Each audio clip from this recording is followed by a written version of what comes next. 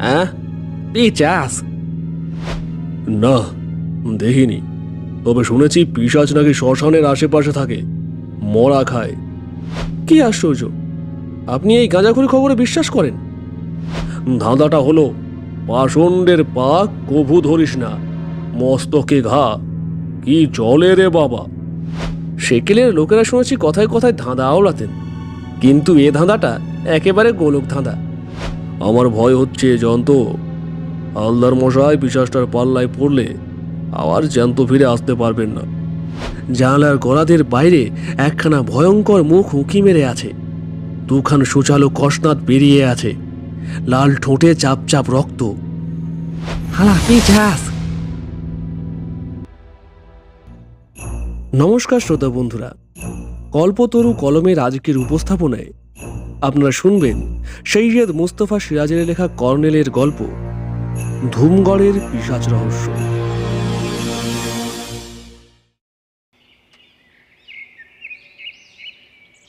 Private detective কে হালদার খবরের কাগজ পড়ছিলেন, হাতে নস্যির কৌটো। হঠাৎ বলে উঠলেন, পিশাচ! হাসি চেপে বললাম, কথাটা পিশাচ হালদার মশাই। উত্তেজিত হলেই ঢ্যাঙা গড়নের এই গোয়েন্দা ভদ্রলোক আরও ঢ্যাঙা হয়ে ওঠেন যেন, গোঁফের ডগা তীর তীর করে কাঁপে।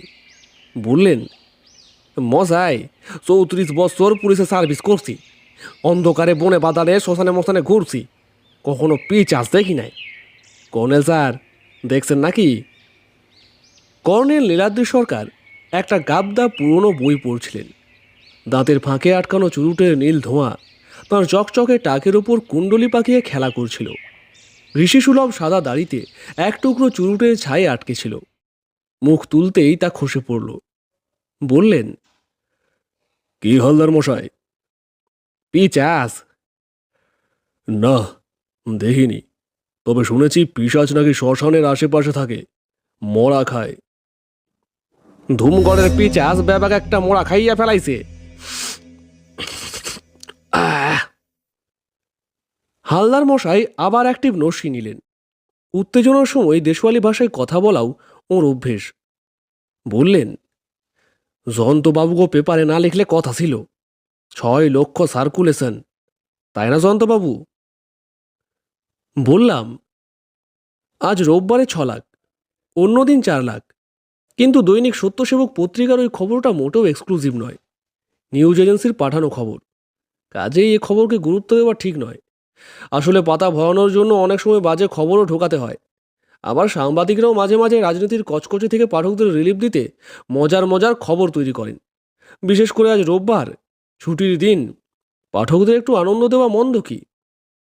কর্নেল গম্ভীর মুখে বললেন, জয়ন্তের কথায় কান দেবেন না হালদার মশাই। ধুমগড়ের শ্মশানে সত্যিই পিশাচের ডেরা আছে। পিশাচটা একটা মরার পেট চিরে নাড়ি ভুঁড়িও খেয়েছে। গোয়েন্দা ভদ্রলোক তড়াক করে উঠে দাঁড়ালেন। তারপর যথারীতি যাই গিয়া বলে জোরে বেরিয়ে গেলেন। বললাম, সর্বনাশ! হালদার মশাই সত্যিই ধুমগড়ে গোয়েন্দাগিরি করতে যাচ্ছেন নাকি? কর্নেল বললেন, গেলে একটা রোমাঞ্চকর অভিজ্ঞতা হতে পারে। তুমিও ওর সঙ্গ ধরলে পারতে। কি আশ্চর্য, আপনি এই গাঁজাখুরি খবরে বিশ্বাস করেন?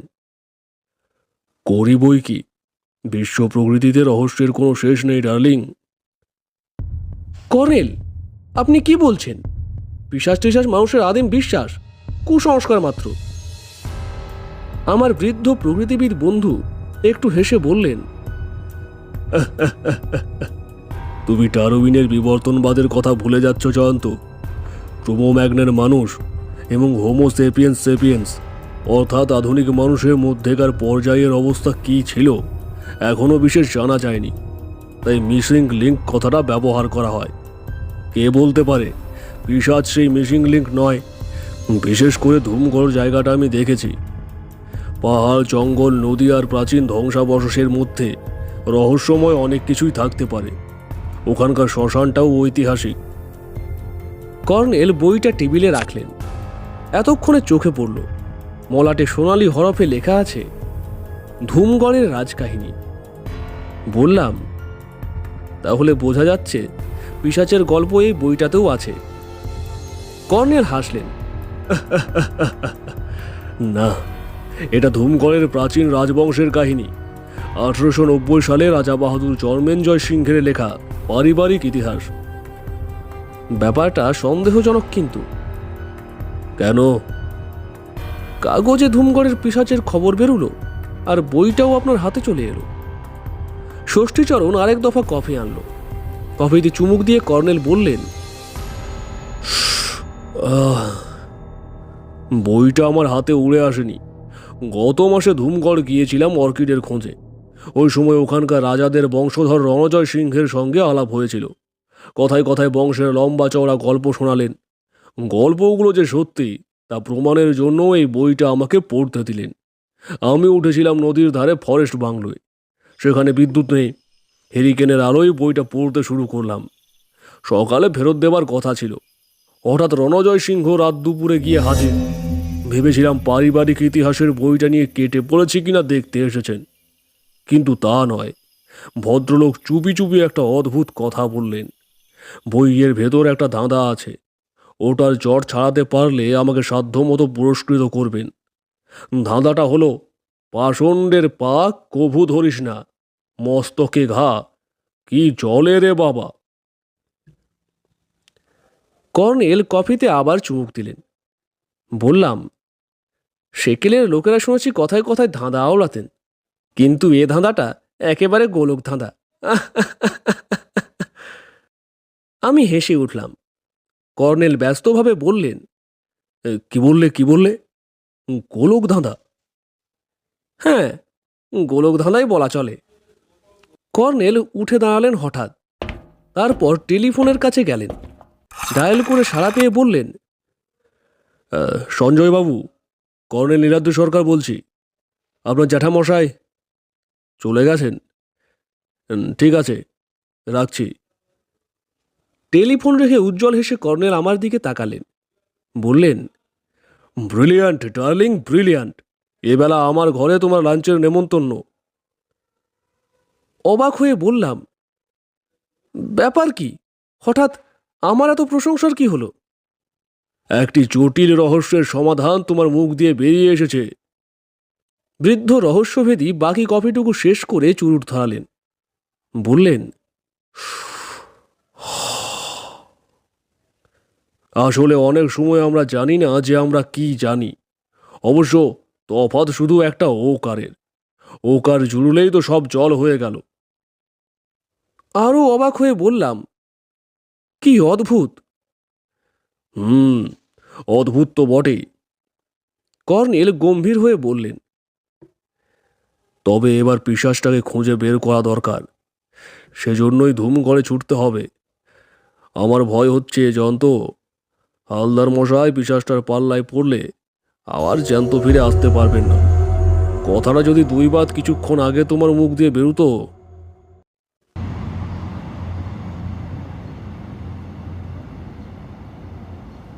রাত 11টা নাগাদ ট্রেন থেকে নেমে দেখি ছোট্ট স্টেশন, নিরিবিলি শুনশান চারিদিক।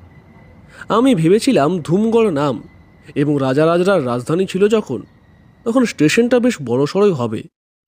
কর্নেল আমার মনের খবর কিছুটা টের পেয়ে বললেন, আমরা ওল্ড ধুমগড়ে নেমেছি। নিউ ধুমগড় পরের স্টেশন, দূরত্ব 3 কিলোমিটার। ওটা বড় স্টেশন। বললাম, তাহলে এখানে নামলেন কেন? আমাদের টিকিট ওল্ড ধুমগড় অবধি। কিন্তু এখানে তো লোকজন, দোকানপাট দেখছি না, যানবাহনও চোখে পড়ছে না। সেইটাই তো সুবিধে। বলে কর্নেল পা বাড়ালেন। গেটে টিকিট নেওয়ার লোকও নেই। স্টেশন ঘরের ভেতর স্টেশন মাস্টার একলা বসে টরে টক্কা করছেন। উর্দিপরা এক রেলকর্মী প্ল্যাটফর্মে দাঁড়িয়ে সম্ভবত আকাশের তারা গুনছিল। সে আমাদের কথা শুনতে পেয়ে হনহন করে এগিয়ে এলো। ভেবেছিলাম টিকিট চাইবে, কিন্তু সে টিকিট চাইল না। চাপা স্বরে বলল, इतना रात में आप लोग स्टेशन के बाहर मत जाइए साहब, खतरनाक हो जाएगा। कॉर्नेल बोलें, हम लोग सुना इधर एक पिशाच निकला। सच? सच बात साहब, सच बात। देखिए ना, ये स्टेशन में कोई पैसेंजर नहीं उतरता, सब अगले स्टेशन में उतरेगा। हम लोग इधर पिशाच पकड़ने आया। तमाशा मत कीजिए साहब, मेरा बात सुनिए। কর্নেল মুচকি হেসে বললেন, गवर्नमेंट हमको पिशाच पकड़ने के लिए भेजा, ये देखो कैसे हम उनको पकड़ाएगा। কিট ব্যাগ থেকে প্রজাপতি ধরা নেট স্টিক বের করে কর্নেল বোতাম টিপলেন। স্টিকের ডগায় সূক্ষ্ম সবুজ রঙের জাল ছাতার মতো ছড়িয়ে পড়ল। রেলকর্মী হতভম্ব হয়ে দাঁড়িয়ে রইল। কর্নেল জাল গুটিয়ে স্টিক কিট ব্যাগে গুঁজে গেট দিয়ে বেরুলেন। স্টেশনের পেছনে একটা খাঁ খাঁ চত্বর, তার ওধারে সংকীর্ণ একটা পিচের রাস্তা অবধি আলো পৌঁছেছে, তারপর গাঢ় অন্ধকার। কর্নেল টর্চ ফেলে বললেন, তোমার টর্চটাও রেডি রেখো। ততক্ষণে আমি টর্চ বের করেছি। বললাম, কিন্তু এভাবে আমরা যাচ্ছি কোথায়? বন বাংলোয়। সেটা কত দূরে? কাছেই। অস্বস্তি হচ্ছিল। টর্চের আলোয় দুধারে ঘন জঙ্গল আর বড় বড় পাথরের চাঁই দেখা যাচ্ছিল। কিছু দূর উতরাইয়ের পর চড়াই শুরু হলো। বারবার পিছনে এবং ডাইনে বাঁয়ে টর্চের আলো ফেলে দেখে নিচ্ছিলাম। কলকাতার কর্নেলের ড্রয়িং রুমে বসে যে পিশাচের অস্তিত্ব অবাস্তব মনে হয়েছিল, এখানে এখন তা একেবারে বাস্তব বলে মনে হচ্ছিল। কর্নেল বললেন, টর্চের ব্যাটারি খরচ করো না জয়ন্ত। আমার ধারণা পিশাচ শ্মশানের কাছাকাছিই আছে।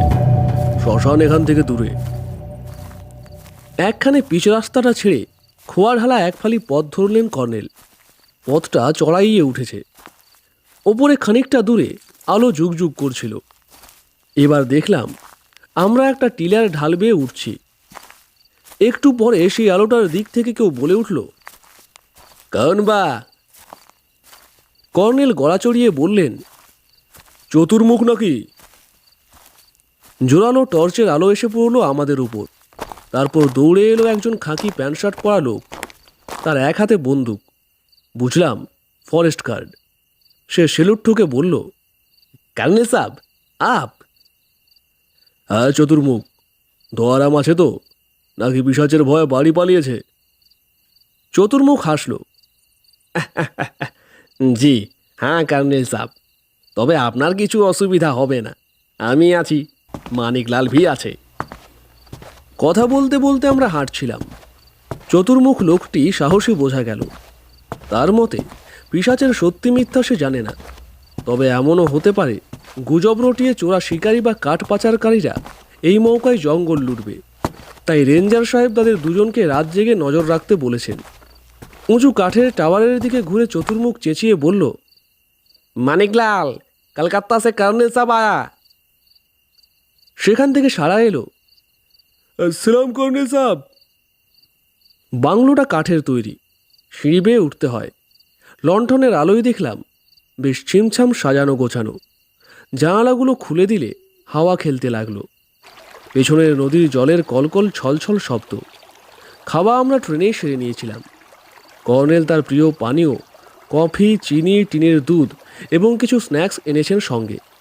চতুর্মুখ ঝটপট কিচেনে কেরোসিনের কুকার জেলে কফি করে আনলো।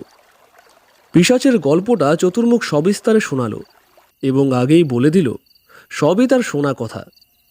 দিন চারেক আগে রাজবাড়ির একজন বয়স্ক চাকর হঠাৎ ধরফড় করতে করতে মারা পড়ে। তখন রাত প্রায় 9টা-10টা। ডাক্তার ডাকা হয়েছিল। ডাক্তার নাকি বলেছিলেন হার্ট ফেল। রাজবাড়ি এখন নামে।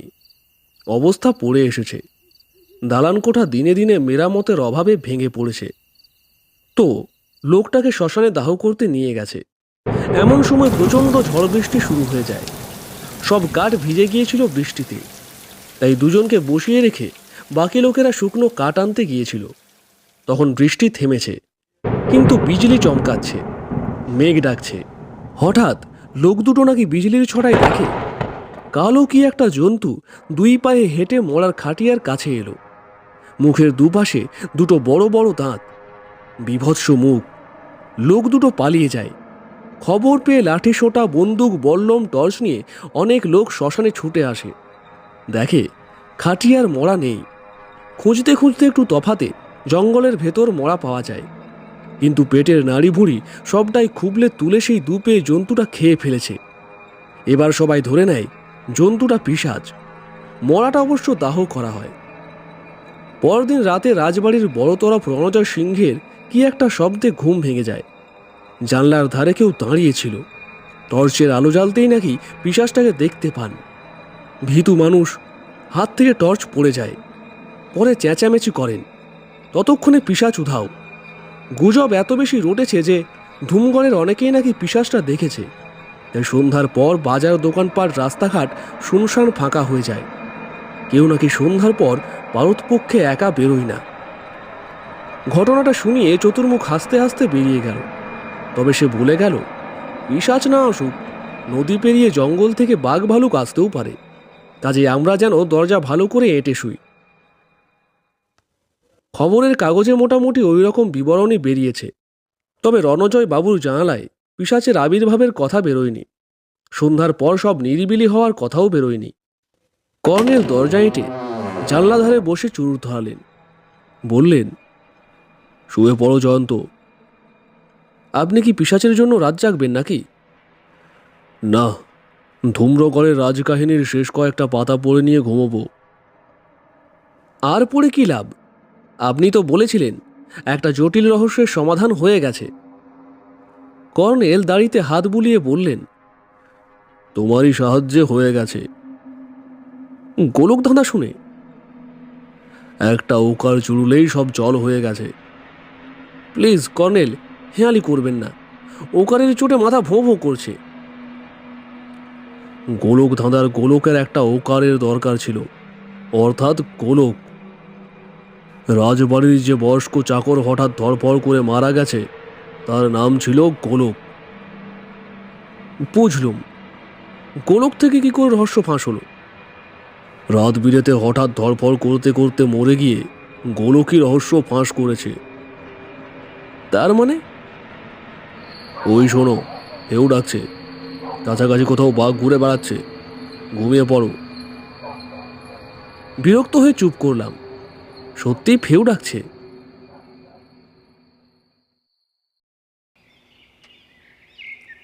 কর্নেল অভ্যেস মতো প্রাতঃভ্রমণে বেরিয়েছিলেন।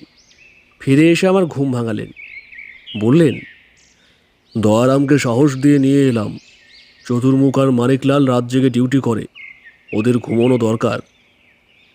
দয়ারাম বাংলোয় চৌকিদার। সেও খুব ফেনিয়ে ফাঁপিয়ে পিশাচের কাহিনী শোনালো। সে জনৈক ফটোগ্রাফার রামবাবুর কথা বলল। রামবাবু নাকি পিশাচটার ফটো তুলেছেন। রাতে ওর জানালায় পিশাচটা গিয়ে উঁকি দিচ্ছিল।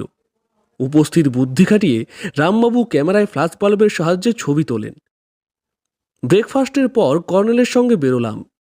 প্রায় 1 কিলোমিটার যাওয়ার পর বসতি এলাকা চোখে পড়ল। বাঁ দিকে নদী। নদীর ধারে প্রাচীন রাজধানীর ধ্বংসাবশেষ জঙ্গলে ঢাকা পড়েছে। টিলার গায়ে একটা কেল্লাও দেখতে পেলাম। কেল্লা আর আস্ত নেই। কেল্লার নিচে দিয়ে কিছুটা যাওয়ার পর বিশাল প্রাচীন একটা শিব মন্দির দেখতে পেলাম। মন্দিরের ওপাশে ভাঙাচোরা দোতলা বাড়িটাই রাজবাড়ি। গেট ধসে পড়েছে। দুধারে পাম গাছের সারি পুরনো আভিজাত্যের সাক্ষ্য হয়ে দাঁড়িয়ে আছে।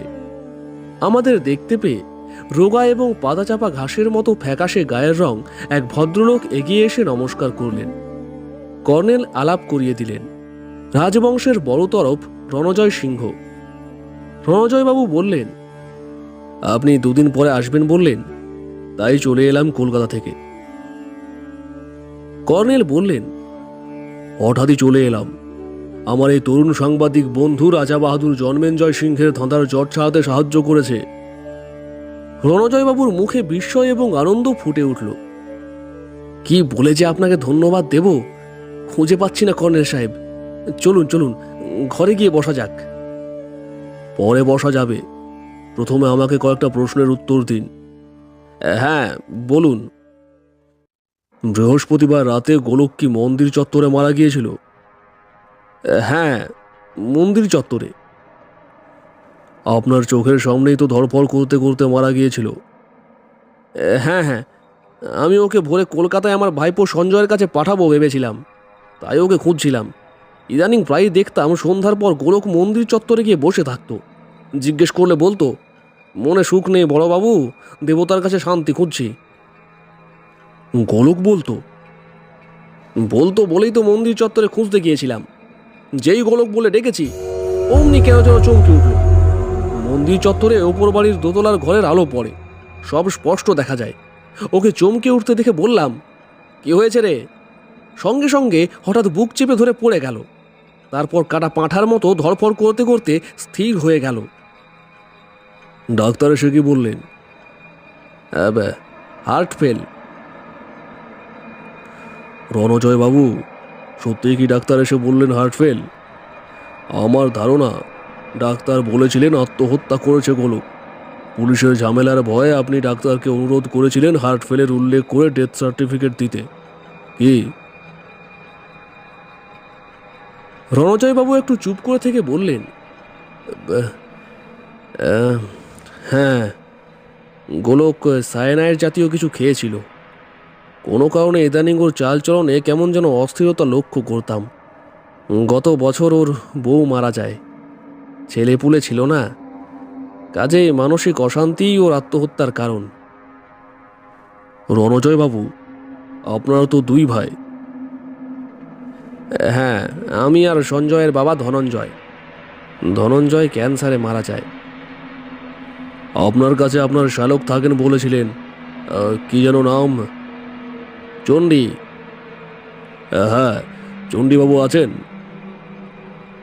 রণজয়বাবু বাঁকা মুখে বললেন, চণ্ডী কখন আছে কখন নেই বলা কঠিন। বাউন্ডুলে স্বভাব।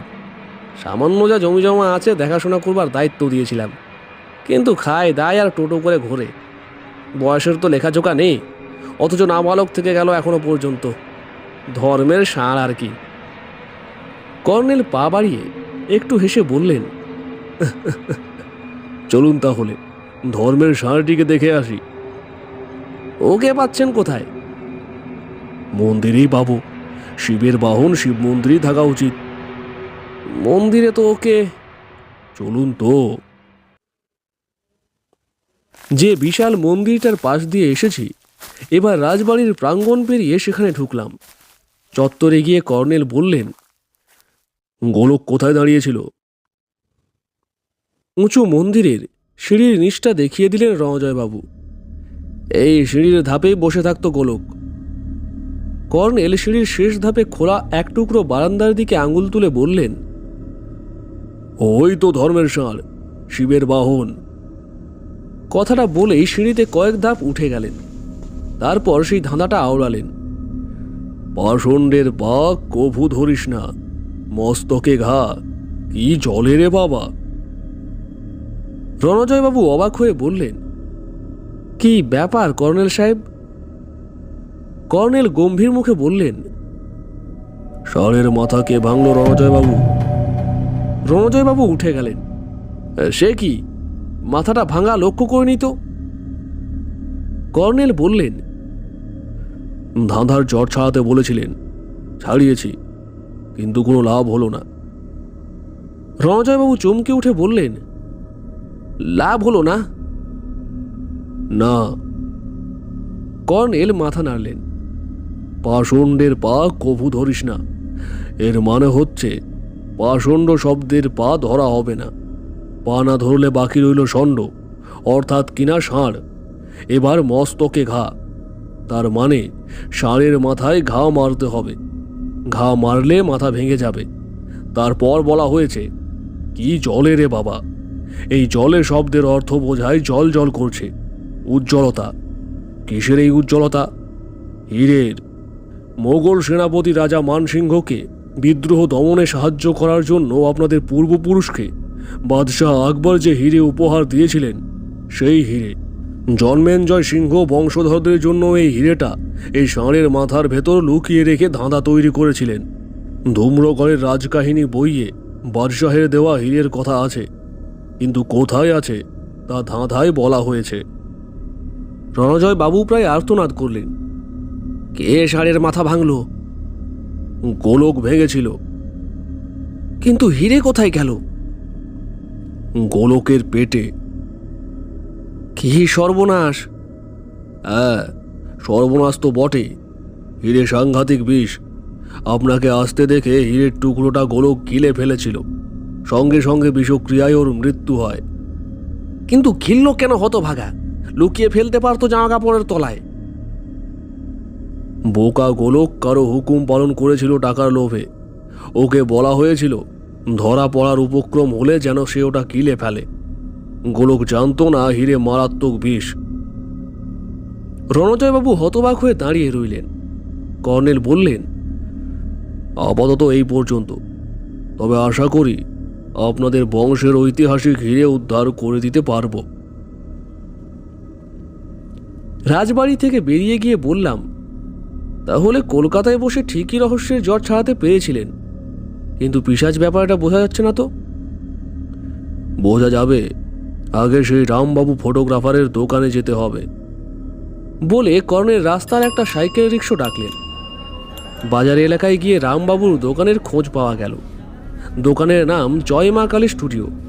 বাংলা, হিন্দি, ইংরেজি লেখা সাইনবোর্ড। কর্নেলকে দেখে বেটে নাদুস নুদুস চেহারার এক ভদ্রলোক সহাস্যে অভ্যর্থনা জানালেন। কি সৌভাগ্য, কি সৌভাগ্য! কর্নেল সাহেব যে, আসুন আসুন, পায়ের ধুলো দিন। এবার কতগুলো প্রজাপতি আর অর্কিডের ছবি তুললেন না? গত মাসে তো অনেক তুলেছিলেন। বুঝলাম রামবাবুর স্টুডিওতে কর্নেল ছবি প্রিন্ট করিয়েছিলেন। কর্নেল ভেতরে ঢুকে বললেন, ছবি এখনো তুলিনি, তুলব। তবে আগে পিশাচ দর্শন করতে চাই। আপনি নাকি পিশাচের ছবি তুলেছেন? রামবাবুর মুখে ভয়ের ছবি ফুটে উঠল।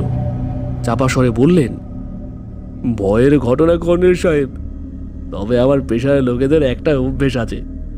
আসলে ক্যামেরায় ফিল্ম লোড করা ছিল, ফ্ল্যাশ ফিট করা ছিল না। তাহলে পিশাচ যেন আপনার কাছে ছবি ওঠাতে এসেছিল? হ্যাঁ। রামবাবু হেসে ফেলে বললেন, তা যা বলেছেন স্যার। ফ্ল্যাশ ফিট করে ছবি তুললাম, তখন জানলার ধার থেকে ধপ ধপ করে চলে গেল, বাগানে ঢুকে পড়ল। পিশাচটা পাবলিসিটি চাইছে আর কি। যাই হোক, কই দেখি পিশাচের ছবি। রামবাবু ড্রয়ার টেনে বললেন, পুলিশ এসে নেগেটিভটা সিজ করেছে। মোট 30খানা প্রিন্ট বেচেছি। 2খানা প্রিন্ট পুলিশ নিয়েছে, 1খানা লুকিয়ে রেখেছিলাম। এই থেকে নেগেটিভ করব, মনে হচ্ছে প্রচুর বিক্রি হবে। রঙিন ছবিটা দেখে শিউরে উঠলাম। জানালার গলাদের বাইরে একখানা ভয়ঙ্কর মুখ উঁকি মেরে আছে। 2খান সুচালো কসনাদ বেরিয়ে আছে। লাল ঠোঁটে চাপ চাপ রক্ত। গরিলা নয়। কর্নেল ঠিকই বলেছিলেন, ক্রোমোম্যাগনানের পরবর্তী কোনো পর্যায়ের নরবানর। বিভৎস ছবি। কর্নেল আতস কাছে খুঁটিয়ে দেখে বললেন,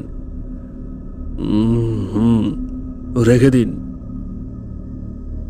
রামবাবু চাপা স্বরে বললেন, কদিন আছেন তো, একটা কপি আপনার জন্য রাখব। রাখতে পারেন। বলে কর্নেল বেরিয়ে এলেন। রাস্তায় গিয়ে বললাম, হালদার মশাইয়ের জন্য ভয় হচ্ছে, ওকে খুঁজে বের করা উচিত কর্নেল। কর্নেল বললেন, চলো এবার শ্মশান তলায় যাওয়া যাক, একটু দূর হবে, রিক্সা ডাকি। কিন্তু কোনো রিক্সায় শ্মশানতলায় যেতে রাজি হলো না। শুধু একজন বলল সে রাস্তার মোড় অবধি যাবে, 10 টাকা লাগবে। কর্নেল রাজি হলেন। রাজবাড়ি এলাকা ছাড়িয়ে গিয়ে রাস্তার মোড় এলো। রিক্সাওয়ালা বলল, এ ধারা সে সিধা চলা যাইয়ে। এবড়ো খেবড়ো খোয়া ঢাকা রাস্তার দুধারে জঙ্গল আর টিলা। কর্নেল বাইনোকুলারে চারিদিক দেখতে দেখতে হাঁটছিলেন। আমার ভয় হচ্ছিল বিরল প্রজাতির কোনো পাখির পিছনে উধাও না হয়ে যান। গেলে পরে আমাকে একা পেয়ে নিশ্চয়ই পিশাচটা এসে ঝাঁপিয়ে পড়বে। আমার নাড়ি ভুঁড়ি খেয়ে ফেলতে দেরি করবে না। কর্নেল উধাও হলেন না। কিছুক্ষণ পরে আমরা শ্মশানে পৌঁছালাম। চারিদিকে ডালপালা ছড়ানো ঝুড়ি নামানো আদ্যিকালের বটগাছ, তারও ধারে শরৎকালের ভরা নদী। এখানে ওখানে চিতার ছাই আর ভাঙা মাটির কলসি পড়ে আছে।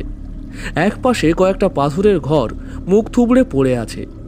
কাছে একটা পাথরের মন্দির, কতকটা বৌদ্ধ স্তূপের গড়ন, খানিকটা ফোকর দেখা যাচ্ছে স্তূপে। ওটাই সম্ভবত দরজা ছিল। মাটিতে বসে গেছে, ঝোপেও ঢাকা পড়েছে। বললাম, কর্নেল, পিশাচটা ওই স্তূপের ভেতর থাকে না তো? কর্নেল আমার কথার জবাব না দিয়ে বটতলায় একটা ঝুড়ির কাছে গেলেন। তারপর বললেন, এখানে কোনো সন্ন্যাসী ধুনি জ্বালিয়েছিল দেখছি। ছাইটা টাটকা, গত 24 ঘন্টায় বৃষ্টি হয়নি। মাটি দেখে বোঝা যাচ্ছে একটা ছোট্ট ত্রিশূল আর মরার খুলি। কর্নেল খুলিটা কুড়িয়ে নিয়েই ফেলে দিলেন। ঠকাস করে শব্দ হলো। হাসতে হাসতে বললেন, প্লাস্টিকের তৈরি নকল খুলি। কাজে হালদার মশাই ছদ্মবেশী সাধু সেজে এখানে ধুলি জ্বেলেছিলেন, এতে আমি নিঃসন্দেহ। বললাম, উনি গেলেন কোথায়? কর্নেল মাটিতে দৃষ্টি রেখে কিছুক্ষণ ঘোরাঘুরি করে থমকে দাঁড়ালেন। কি একটা কুড়িয়ে নিয়ে বললেন, এক টুকরো জটা, মেড ইন চিতপুর, পাটের তৈরি জটা। জয়ন্ত, হালদার মশায়ের নকল জটা ছিঁড়ে পড়ার একটাই অর্থ হয়, ওকে কেউ আক্রমণ করেছিল। সর্বনাশ! তাহলে পিশাচের পাল্লায় পড়েছিলেন গোয়েন্দা ভদ্রলোক। কিন্তু ওর কাছে তো রিভলভার থাকে। কর্নেল স্তূপটার কাছে এগিয়ে গেলেন। পিঠের কিট ব্যাগ থেকে টর্চ বের করে সেই ফোকরের কাছে গুঁড়ি মেরে বসলেন। টর্চ জেলে ভেতরটা দেখেই বলে উঠলেন, জয়ন্ত, দেখে যাও। দৌড়ে গিয়ে উকি মেরে দেখি খটখটে পাথুরে মেঝে চামচিকের নাদির ওপর চিত হয়ে শুয়ে আছেন আমাদের প্রাইভেট ডিটেকটিভ। হাত এবং পা বাঁধা, মুখে টেপ সাটা ছিল, খুলে গেছে। তার চেয়ে বিচিত্র ব্যাপার, টর্চের আলোয় চামচিকের ঝাঁক ছত্রভঙ্গ হয়ে ওড়াউড়ি করছে, হালদার মশাইয়ের ওপর আছড়ে পড়ছে। কিন্তু ওর সাড়া নেই। অজ্ঞান হয়ে আছেন নাকি? কর্নেল ডাকলেন, হালদার মশাই, হালদার মশাই। গোয়েন্দা ভদ্রলোক পিট পিট করে তাকালেন। বললেন, আহ আহ জ্বালাতন, তোরা আমারে মারস কেন? যা যা, আবার মারে। চামচিকা কি আর সাথে কয়? হালদার মশাই, হালদার মশাই। হ্যাঁ। হালদার মশাই মাথা ঘোরালেন। হালার পিছাস, আবার আইসো? একখান দাঁত উপড়াইয়া ফেলেছি, আর একখান রাখুম না। কামন। কর্নেল বললেন, জয়ন্ত, এই ছুরি নিয়ে ভেতরে ঢোকো। বাঁধন খুলে ওকে বের করে আনো। আমার এই প্রকাণ্ড শরীর ভেতরে ঢোকানো যাবে না। আঁতকে উঠে বললাম, বড্ড চামচিকে যে। দেরি করো না, চামচিকের চাটিতে মাথা খুলে যাবে। ঢোকো। চোখ বুজে ঢুকে পড়লাম। চামচিকের ঝাঁকের চাটির পর চাটি খেতে খেতে বাঁধন কেটে গোয়েন্দাকে টেনে বের করলাম। তখনও উনি গজরাচ্ছেন, শাসাচ্ছেন পিচাসের বাকি দাঁতটাকে উপড়ে দেবেন বলে। হালার পিচাস, হ্যাঁ, আমারে বান্ধা রাখছস। হ্যাঁ, আজ যদি পাই তো আর একটা দাঁতরে উপড়াবো। হ্যাঁ, সামনে আই বেটা। হালার পিচাস, আমারে বোঝস নাই, ঘুঘু দেখছস, পাঁত দেখস নাই। সামনে আয়। হ্যাঁ। আধখানা নকল দাড়ি মুখের পাশে ঝুলছে, জটার খানিকটা আটকে আছে। পরনে লাল খাটো লুঙ্গি, গলায় রুদ্রাক্ষের মালা ছিঁড়ে ঝুলছে। গোফের কোনাটায় সেলোটেপও ঝুলছে। বাইরে বেরিয়ে ওর হুঁশ হলো। চোখ মুছে বললেন, হালার পিচাসটা গেল কই? কর্নেল বললেন, নদীর জলে মুখ কাঁধ রোগড়ে ধুয়ে নিন হালদার মশাই। হালদার মশাই তড়াক করে উঠে দাঁড়ালেন। তারপর খিক খিক করে হেসে বললেন, কর্নেল স্যার, জয়ন্তবাবু, আপনারা আইয়া পড়ছেন। পিসাসটারে আমি জব্দ করছি, একখান দাঁত। নদীতে চলুন হালদার মশাই, কোপের পাশে টেপ ঝুলছে, জল না দিলে আটকে থাকবে। কর্নেল ওকে টানতে টানতে নদীর ধারে নিয়ে গেলেন। হালদার মশাইয়ের মুখে জানা গেল, কলকাতা থেকে এসে তিনি নিউ ধুমগড়ে একটা হোটেলে উঠেছিলেন। তারপর কাল রাত 9টায় শ্মশানতলায় এসে ধুনি জেলে সাধু সেজে বসেন। শেষ রাতে ঘুমের ঢুলুনি চেপেছিল। হঠাৎ পেছন থেকে, পিচাসের গায়ে জোর বলেও নয়, বেকায়দায় পড়ে হালদার মশাই বন্দী হন। তাকে টানতে টানতে স্তূপের ভেতরে ঢোকায় হালার পিচাস। মুখের টেপ সেটে দিয়েছে, চেঁচানোরও জো ছিল না। কর্নেল বললেন, জয়ন্ত, এই অবস্থায় হালদার মশাই হোটেলে ফিরতে গেলে পাগল ভেবে লোক জমে যাবে। এখান থেকে সোজা নাক বরাবর হেঁটে গেলে ফরেস্ট বাংলো দেখতে পাবে। ওকে নিয়ে গিয়ে তোমার এক প্রস্ত পোশাক পরতে দাও। ওর কিছু খাওয়া দাওয়াও দরকার। দেরি করো না, আমি অন্যদিকে যাচ্ছি। হালদার মশাই হঠাৎ লাফিয়ে উঠলেন। আমার রিভলভার গেল কই? আসনের তলায় রাখছিলাম। মেড ইন চিতপুর নকল বাঘছালের আসনটা খুঁজে পাওয়া গেল না। কর্নেল বললেন, পিশাচ আপনার রিভলভারের লোভ ছাড়তে পারেনি। হালদার মশাই চিন্তিত মুখে বললেন, ফায়ার আর্মস পিচাসের কোন কামে লাগবো? কর্নেল আর কোনো কথা না বলে চলে গেলেন। এরপর হালদার মশাইকে নিয়ে আমি কিভাবে যে বাংলোয় পৌঁছালাম কহতব্য নয়। সারা পথ বুক ঠিপ ঠিপ করছিল। এই বুঝি পিশাচটা ঝোপের আড়াল থেকে এসে ঝাঁপিয়ে পড়ে। চৌকিদার দয়ারাম হাঁ করে তাকিয়ে গোয়েন্দা ভদ্রলোককে দেখছিল। বললাম, শিগগির ওকে কিছু খাইয়ে দাও দয়ারাম। হালদার মশাই, আপনি বরং স্নান করে নিন। ওই দেখুন, কুয়ো আছে। দয়ারামের কাছে জানা গেল কুয়োটা আসলে এই টিলার মাথায় একটা প্রস্রবণ। ওটা ছিল বলেই বন দপ্তর এখানে বাংলো তৈরি করেছিল। স্নান করে আমার পাঞ্জাবি পাজামা পরে হালদার মশাই শুধু দুখানা টোস্ট আর এক কাপ কফি খেলেন। তারপর আমার বিছানায় শুয়ে নাক ডাকিয়ে ঘুমোতে থাকলেন। কর্নেল এলেন বেলা 2টো নাগাদ। হালদার মশাইকে ঘুম থেকে উঠিয়ে বললেন, আপনার রিভলভারটা উদ্ধার করেছি, এই নিন। উনি কিট ব্যাগ থেকে রিভলভার বের করে দিলেন। অবাক হয়ে বললাম, কোথায় পেলেন ওটা? পিশাচের ডেরায় সিনথেটিক বাঘ ছালে মোড়া ছিল। বাঘ ছালটা একই অবস্থায় রেখে এসেছি। জায়গাটা আপনি খুঁজে বের করেছেন? হ্যাঁ, পশু পাখি কীট পতঙ্গ সব প্রাণীরই ডেরা থাকে, কাজে পিশাচেরও একটা ডেরা থাকা উচিত। যাই হোক, এখন আর কোনো কথা নয়, হিরে উদ্ধার বাকি আছে। লাঞ্চ খেয়ে একটু জিরিয়ে নিয়ে বেরোবো। বেলা 3টে নাগাদ আমরা বেরোলাম বাংলো থেকে।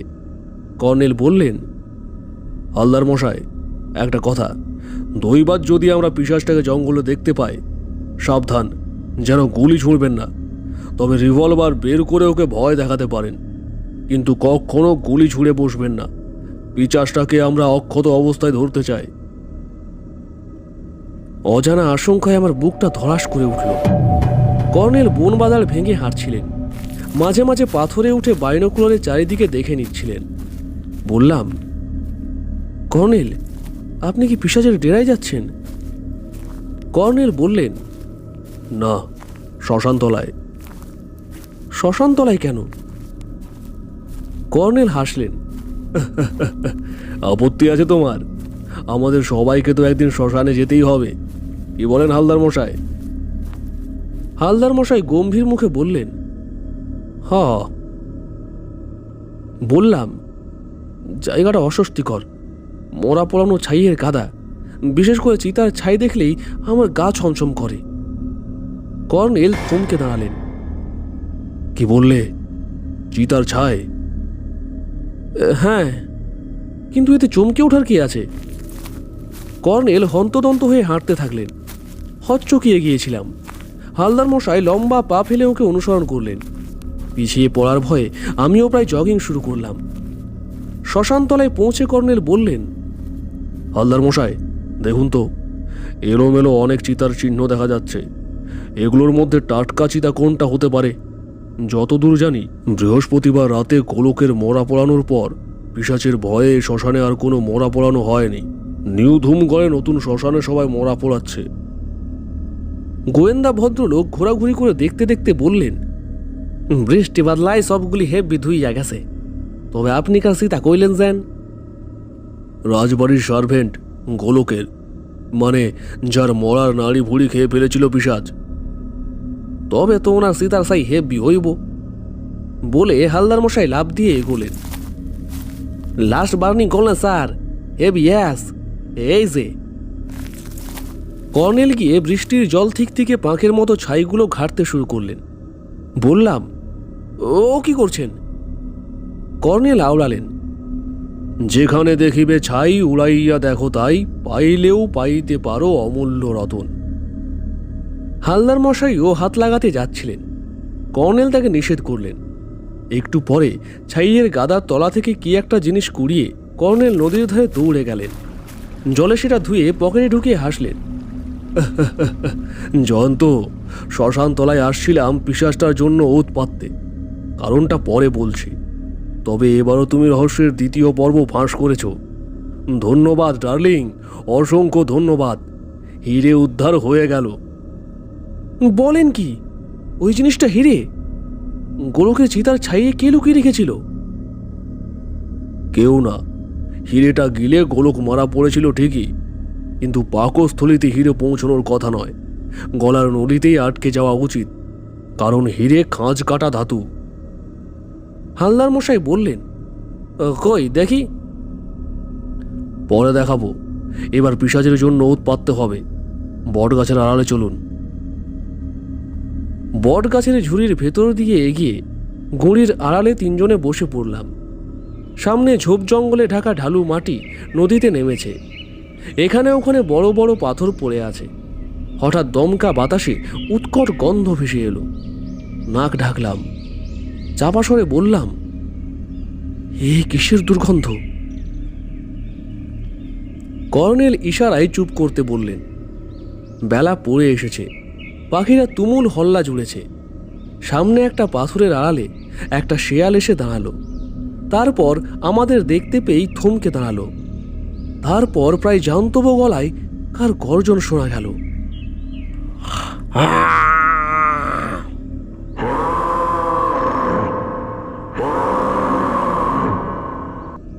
হালদার মশাই উত্তেজনায় ফিসফিস করে বললেন, পিচাস পিচাস।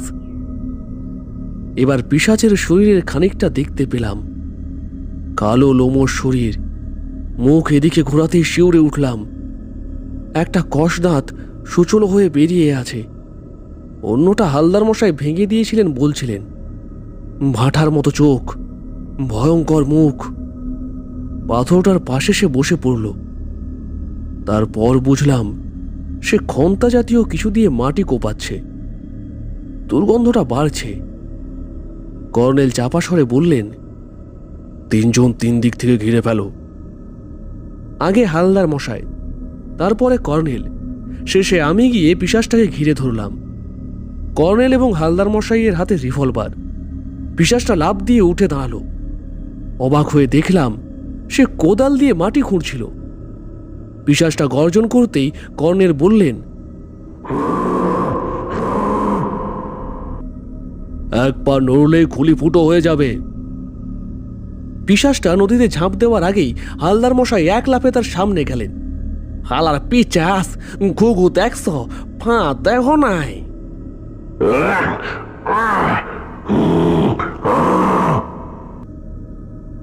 কর্নেল গিয়ে পিশাচের মুখে চাটি মারার মতো বাঁ হাত চালালেন এবং হতভম্ব হয়ে গেলাম। এসে দেখছি পিশাচের মুখোশ পরা একটা লোক। কর্নেল বললেন, চণ্ডীবাবু, গোলকের পাকস্থলিতে খাঁজ কাটা হিরে পৌঁছানোর কথা নয়। কাজেই ওর নাড়ি ভুঁড়ি কেটে তুলে এনে এখানে পুঁতে রোজ একবার করে তা কাটাকুটি করে হিরে হাতড়ানোর মানে হয় না। খামোখা রোজ ওই পচা দুর্গন্ধ জিনিসগুলো ঘাঁটা পণ্ডশ্রম। হালদার মশাই একটানে কালো লোমশ আবরণ খুলে রণজয়বাবুর শ্যালক চণ্ডীবাবুকে বের করলেন। চকাশ করে একটা ছুরিও পড়ল। হালদার মশাই বললেন, শীতপুরে কিনছিল, তবে ছুরিখানা রিয়াল ছুরি। আর শ্রীগালটা গেল কই? পচা নাড়ি ভুড়িগুলো শ্রীগালের প্রাপ্য। কর্নেল চণ্ডীবাবুর জামার কলার খামচে ধরে বললেন, চলুন চণ্ডীবাবু, এবার অন্য শ্বশুরালয়ে আপনার থাকার ব্যবস্থা হবে। চণ্ডীবাবু হাউমাউ করে কেঁদে বললেন, মায়েরি, মা কালের দিব্যি স্যার, আমি হিরে চুরি করিনি। না না, হিরে নিজের হাতে চুরি করেননি। শাড়ির মাথা ভাঙার ঝুঁকি নিতে চাননি। গোলকের হাত দিয়ে কাজটা সারতে চেয়েছিলেন। আপনি ধুরন্ধর চণ্ডীবাবু, আপনার বুদ্ধির প্রশংসা করা উচিত। জন্মেঞ্জয় সিংহের ধাঁধার জট ছাড়িয়েছিলেন আপনি। তারপর অনবদ্য আপনার পরিকল্পনা। গোলক হাতে নাতে ধরা পড়লে পাছে আপনার কারচুপি ফাঁস করে দেয়, তাই আপনি ওকে হিরেটা গিলে ফেলতে বলেছিলেন। তারপর পিশাচ সেজে শ্মশানে ভয় দেখিয়ে লোকগুলোকে তাড়িয়ে গোলকের নাড়ি ভুঁড়ি কেটে এনে এখানে পুঁতে রেখেছিলেন। পিশাচ যে সত্যি সত্যি গোলকের নাড়ি ভুঁড়ি খেয়েছে এবং বিশেষ করে সত্যি এখানে পিশাচের আবির্ভাব ঘটেছে তা এস্টাবলিশ করবার জন্য শুধু রণজয়বাবুর জানালাই নয়, ফটোগ্রাফার রামবাবুর জানালাতেও হাজির হয়েছিলেন। আপনি জানতেন রামবাবু ফটো না তুলে ছাড়বেন না, তাই অতক্ষণ দাঁড়িয়েছিলেন। এতে আপনার পাবলিসিটি হবে। তবে রামবাবুর কাছে আপনার পিশাচ মূর্তির ফটোটা আতস কাছে খুঁটিয়ে দেখেই বুঝেছিলাম এটা মুখোশ মাত্র। তারপর এখানে এসে দুর্গন্ধ টের পেয়েছিলাম। কথা বলতে বলতে কর্নেল আসামিকে ধরে নিয়ে যাচ্ছিলেন। এবার একটা পুলিশের জিপ আসতে দেখা গেল এবড়ো খেবড়ো রাস্তায়। জিপ এসে থামল। এক দঙ্গল পুলিশ বেরিয়ে পড়ল। একজন অফিসার সহাস্যে বললেন, তাহলে আমরা আসার আগেই পিশাচ ধরে ফেললেন কর্নেল সাহেব, শেষ দৃশ্য দেখার সুযোগ দিলেন না। কর্নেল আসামিকে কনস্টেবলদের হাতে সঁপে দিয়ে বললেন, বেলা থাকতে থাকতে পিশাচ এসে মাটি খুঁড়বে জানতাম না। ভেবেছিলাম সন্ধ্যা না হলে আসবে না, কিন্তু ওর তর সই ছিল না। আপনারা থানায় চলুন, আমরা রাজবাড়ি হয়ে থানায় যাব। পুলিশের গাড়ি চলে গেল। হালদার মশাই জিজ্ঞেস করলেন, কর্নেল স্যার, হালার পিচাসের টেরা, হোয়ার ইজ দ্যাট প্লেস?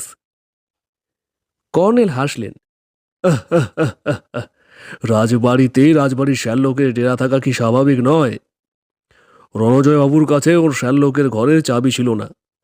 আমার কাছে সবসময় মাস্টার কি থাকে, তাই দিয়ে খুললাম। আপনার বাঘ ছালে মোড়া রিভলভার পেলাম, কয়েকটা চিঠি পেলাম। কলকাতার এক জুয়েল কোম্পানি হিরে কিনতে চেয়েছিল। তাদের গতকাল এখানে পৌঁছানোর কথা। নিউ ধুমগড়ে হোটেল প্যারাডাইসে তারা অপেক্ষা করবে। দুপুরে সেখানে গিয়ে খোঁজ নিলাম। তাদের সঙ্গে চণ্ডীবাবু লাঞ্চ খাচ্ছিল ডাইনিং হলে। সেখান থেকে ভাগ্যিস বাড়ি ফেরেনি, তাহলে ঘরে ঢুকে সব টের পেয়ে সাবধান হয়ে যেত। যাগ্গে, রণজয়বাবু অপেক্ষা করছেন। হিরেটা তার হাতে পৌঁছে দিয়ে আমার ছুটি। প্রাইভেট ডিটেকটিভ বললেন, হির এখানে একবার দেখাইবেন না কর্নেল স্যার? কর্নেল কপট গাম্ভীর্যে বললেন, চোখ জ্বলে যাবে। ধূম্রকরের রাজকাহিনীর ধাঁধায় বলা আছে, পাষণ্ডের পাক কভু ধরিস না, মস্তকে ঘা। কি জলে রে বাবা! হালদার মশাই অন্য মনে বললেন, বুঝছি। কি বুঝলেন তা অবশ্য বললেন না।